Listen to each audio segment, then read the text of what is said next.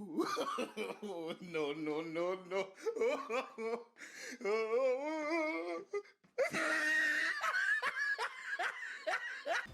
Hey, what's going on, guys? My name is Havik. Welcome back to another Mortal Kombat 1 video.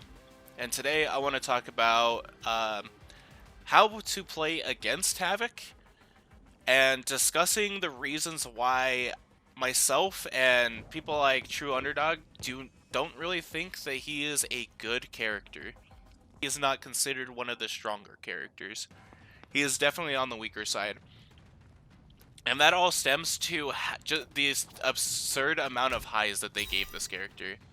And then his mix-ups aren't real mix-ups. So first off, let's go through his strings real quick. So he has 1-1, which is plus on block. Yeah, plus 3 on block. It can end in an overhead, which is also plus 3. He has forward 1-2. He has forward 1-2-2. Which, if he does the full string to get the overhead, he's plus 3. If he doesn't do the full string, he's minus 5. So most of the time, he's finishing the string. His 2-2 goes high overhead mid. And as you can see, he's minus 5. Not the greatest. And it also starts with a high. He also has 4-2-1, which is plus 6 on block, and hits high mid. And a lot of people were like thinking, oh, he's kind of crazy. He has a plus 6 move. But when you take it into the context of all these highs, his only mid that he can do after that is an 18 frame mid, which we'll get to in a second. It just means that any string he does that's plus, he has to do down 1 to keep it his turn. Otherwise, you do a down 1 and you take his turn from him. So even when he is supposed to be in advantage, he does not keep his advantage. Because his fastest way to get to a mid is probably this string.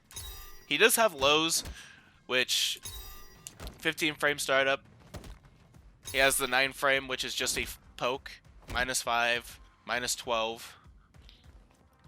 He has this move, minus 5, 12 frame startup. But none of them really combo into anything.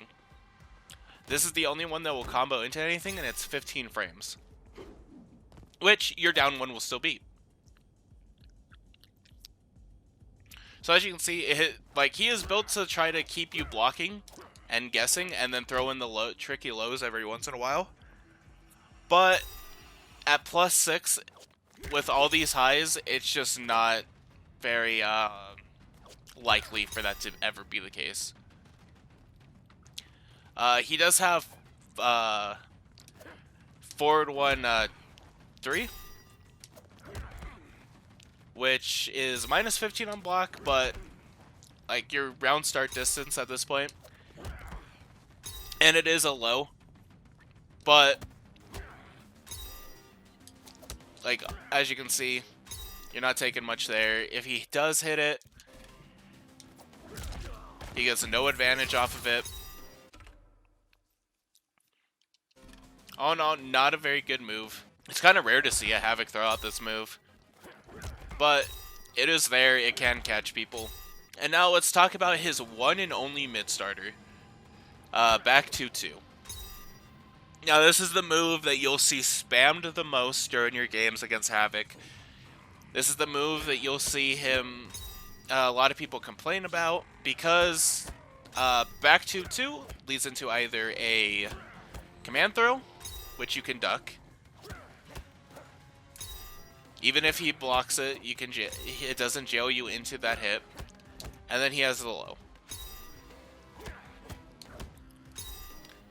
Which, the low, minus 5 on block, and obviously you duck the grab, you get a full combo punish. So for the most part, you're going to be wanting to duck that grab. Blocking the low doesn't, like, if you get hit by the low, sure, you get hit by the low. He is able to set up like a meaty But outside of that, he doesn't get anything else other than going back into the string for another mix. Here's the trick to dealing with this move. If we switch to player 2, let's set Havik to do the low. You can armor through it.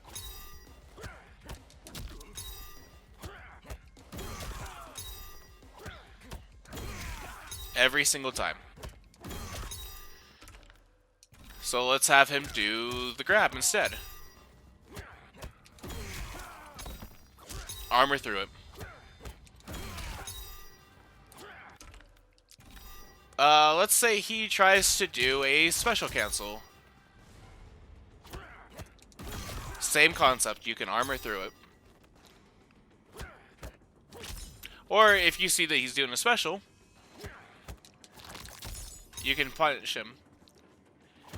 And because his specials are highs, you get a combo punish off of it.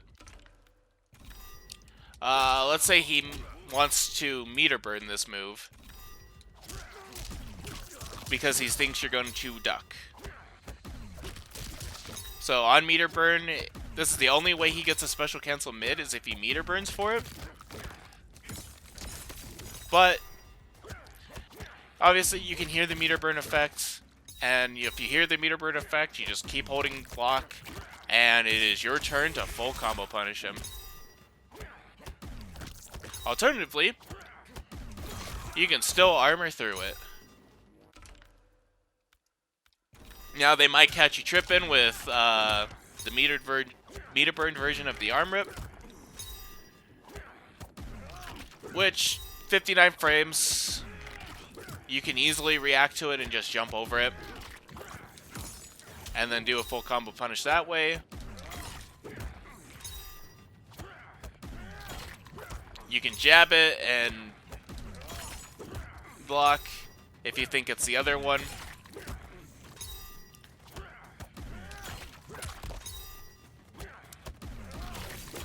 Some characters can just fully escape from it, as you can see. But oh no, that move is not as good as people think it is. And then same thing with like the Fireball. Fireball always hits high, even if it's close up. So you can still just duck it, punish him. Next thing I want to talk about is his special moves. His fastest mid-hitting special is this move, which is 23 frames, but it's minus 19, minus 18, something like that. And it's taken a bar of meter from him. Just to throw that out. His other mid-hitting specials are this move, which is 52 frame startup, which, full screen, if he throws that out, you can on reaction run him down and dodge the projectile completely. You can also duck under it if you have a low hitting move, or a low profile move. Depending on timing, obviously.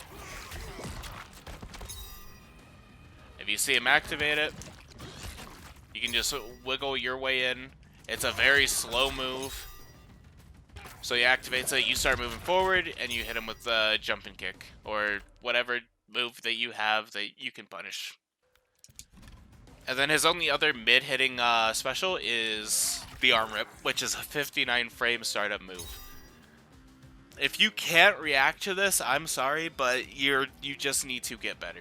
This is 59 frames. You have plenty of time to hear it, see it, and press a button to react to it. Now, for 1 meter, or for no meter, it is 1 hit of armor. For 1 bar of meter, it is 4 hits of armor. So not every character can break it, but for the most part, Cyrax can. So let's have him just do this.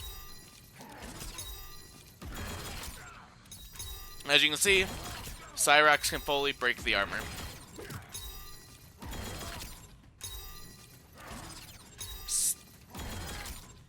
So if you're running Cyrax assist and you see Havik's doing the arm rip a lot, you can punish them with Cyrax and just completely eat their armor. Everything else, though, as you can see, is a high, high. This is a high. This is a high. So, he doesn't really have a real way to mix you up. The real trick to fighting Havik, though, putting all this together that we learned, is you hold crouch block, and then react to Superman Punch. If you see Superman Punch, you can continue crouch blocking and go about your normal, the normal way of dealing with the Superman Punch into either the grab or the kick, or whatever follow-up he tries to do after. If you don't see Superman Punch, you stand block. Obviously, he can obviously catch you with that, but again, very rare to see this move,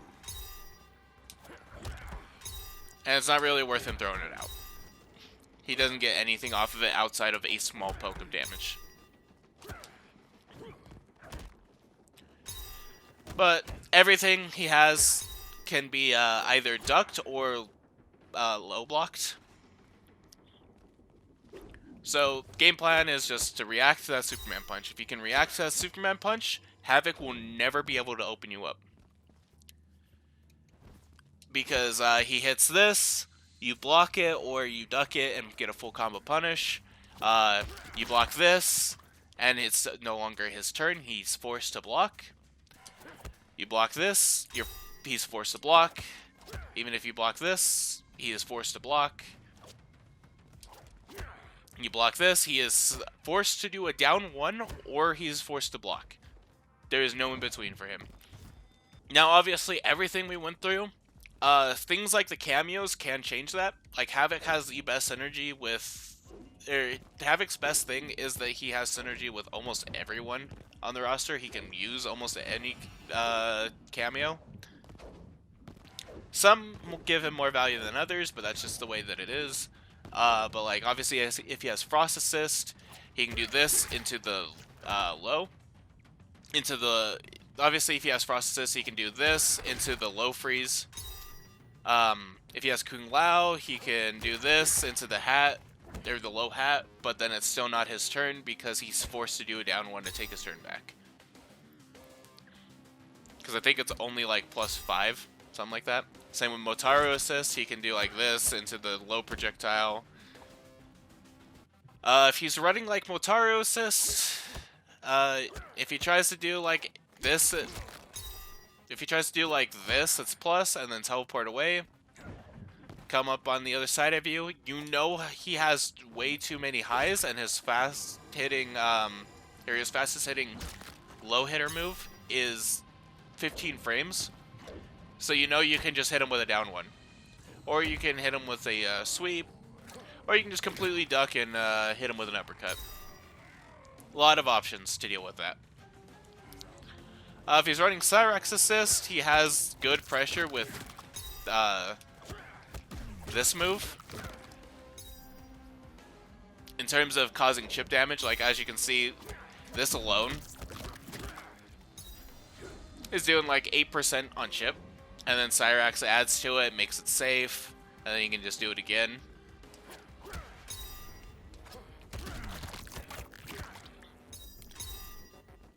Character like Serena, you can just duck that stuff. Well, that's going to be it for me on this video. As you can see, like, Havik is good, but the issues people are talking about for him aren't actually issues. It's just people not labbing against him. Hopefully this video can shed some light on just how bad of a character he is. Like, he's still playable, he's still able to find success, but he's not anywhere out of bottom 5. I can't justifiably say he's out of bottom 5. The only reason I think that he won a CEO Taku is people were not aware of his strings. They didn't have time to lab him. But more time goes on, more people are going to be labbing this. and they're gonna realize, hey, Havik really has no sauce. He doesn't have actual mix-ups. He's just kind of existing right now. And he can only be as strong as his cameo is, which is really sad. But that's all I had for you guys. Let me know if you guys found this guide helpful. Let me know if you want me to make more guides like this for other characters, going over how you can actually beat them, why they're not as strong as people might think. But yeah, I'll catch you guys in the next video. Take it easy.